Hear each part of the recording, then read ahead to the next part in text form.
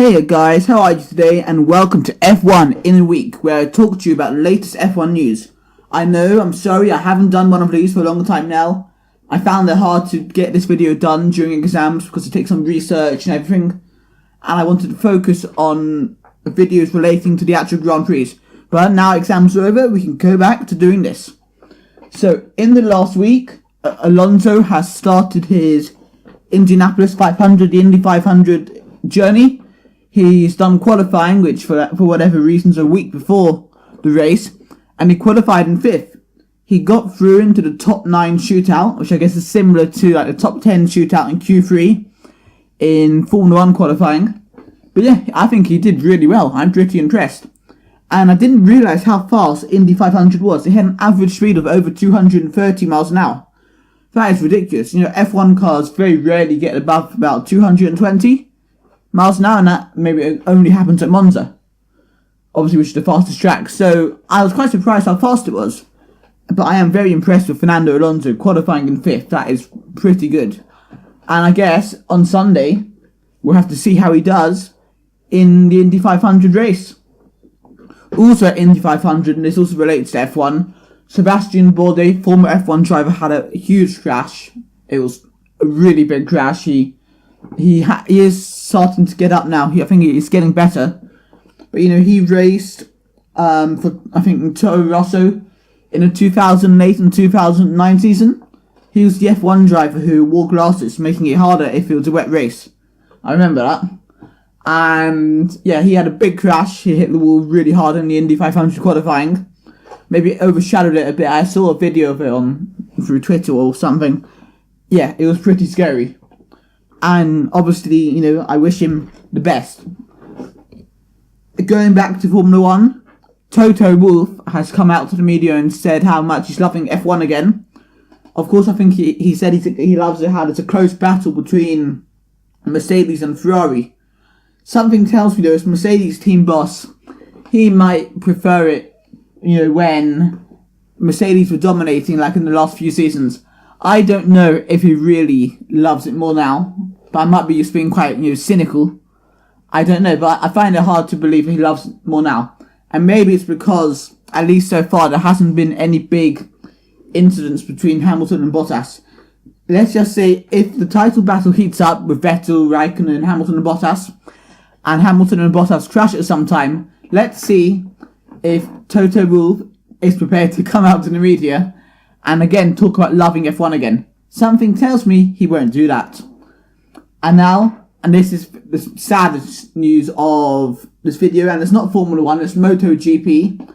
2006 world champion Hayden died earlier this week, age 35, after a crash while cycling. Yes, as I said, he won the 2006 Moto GP world championship. Everyone, he seemed very popular, great guy. And yeah, I've never really watched Moto GP. I've never really been interested in that. I've never really had time to be interested in it, and I hadn't really heard much about Hayden before this week, of course. But it's a motorsport, it's the top of that motorsport, bike racing, and I have to respect the drivers and the riders. In the same way as we respect F1 drivers, I respect Moto GP riders. And it's really sad when, an important person, a great person in motorsport dies. And, something, I think maybe it'd be nice for Formula 1 to do something special at the Monaco Grand Prix to help us remember him, even though it's a different sport. Now I want to move on to the second part of the video, where I talk about things that happened in this week but in previous years in Formula 1. So, on the 18th of May, 2003, it was the Austrian Grand Prix. I know that doesn't sound so exciting, but it was actually quite an exciting race. There were some abandoned starts at the start, with some cars stalling on the grid. And then, when there's also some rain in this race, and Michael Schumacher's pit stop, there was a fire, which obviously they put out very quickly. I didn't even know about this, to be honest. And then, amazingly, Michael Schumacher was able to go on to win the race. He overtook Kimi Raikkonen, and then Juan Pablo Montoya's car engine expired, And yeah, he was able to win the race.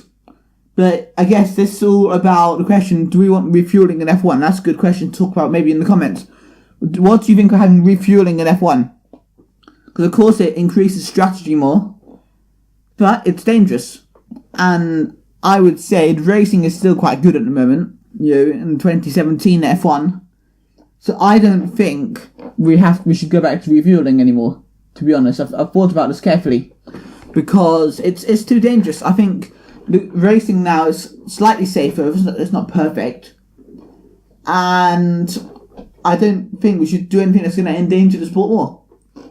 Now, 2005, May 21st, Monaco Grand Prix practice. Big incident. I actually had no idea about it. But anyway, Jacques Villeneuve had said that Juan Pablo Montoya, who was driving for McLaren Mercedes at the time, nearly killed him. Apparently, Montoya sort of like brake tested Ralf Schumacher, brake checked him on a practice lap, and that caused a pile up with Villeneuve, and Villeneuve nearly hit David Coulthard's Red Bull. Well, thankfully he only hit his gearbox rather than the rear wheel, because otherwise Jacques Villeneuve would have gone flying. And going up the hill after Saint-Livon, that's not a place where you want to end up in the air, being airborne. And he could have been killed had he hit his rear wheel. And that could have been pretty dangerous.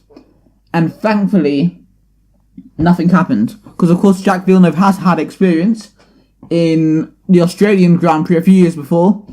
He actually killed a marshal at the first corner after going flying after a crash. But thankfully, everyone survived this incident, although there were clearly a few arguments about that in the paddock after practice and after that weekend. Now we're going back a year to 2004, but on the 23rd of May, the Monaco Grand Prix again. Of course, it's always Monaco around this time of year, so it's going to be what we're talking about. And Gianni Trulli won that race. Probably a shock victory in the Renault, but not such a shock. Beating Jenson Button. There were a few incidents with some of the top running drivers, with Schumacher and people like that. And Alonso, who crashed as well. And yes, Trulli beat Button in quite a tight race. Button was catching up towards the end and could have taken his first ever victory in Monaco, which would have been sweet, but Trulli got his first victory and only victory instead. Now, I think there's only going to be one more thing for me to talk about in this. It's 2001. This is an interesting one. The Jordan team and the Arrows team, where I believe Jos Verstappen was driving for, came to Monaco with some strange aerodynamic pieces. There's always the famous picture going around. There's something here, hopefully it's in the video. I haven't got my pictures yet for the video, but hopefully it'll be here on screen at the moment. And the front of their cars were quite strange aerodynamic devices, although they were banned eventually. Maybe because they looked ugly, although it might just be because maybe it was cheating. We don't know. Anyway, guys, I'm coming towards the end of this video. Tell me in the comments, do you think we should have refueling in F1? And also, what is your favourite ever Monaco Grand Prix? Thank you for watching my video. If you enjoyed the video, please leave a like. If you really enjoyed this video and you want to see more videos like this and other types of videos, please subscribe to my channel. If you have anything to say in the comments, please leave a comment in the comment section down below.